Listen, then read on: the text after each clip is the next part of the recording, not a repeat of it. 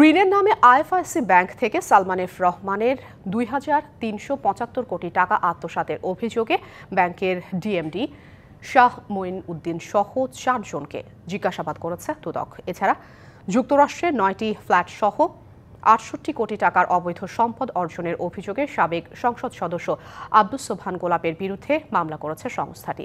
দুপুরের ব্রিফিংয়ে এই তথ্য জানানো হয়।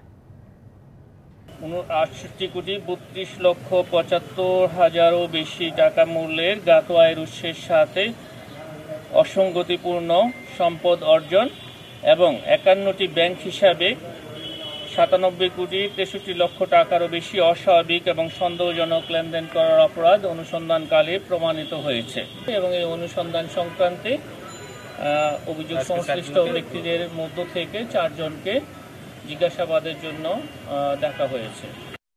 উৎসবের খুশি হবে নগদে বেশি, কারণ ঘন্টায় ঘন্টায় আছে গিফট জেতার সুযোগ।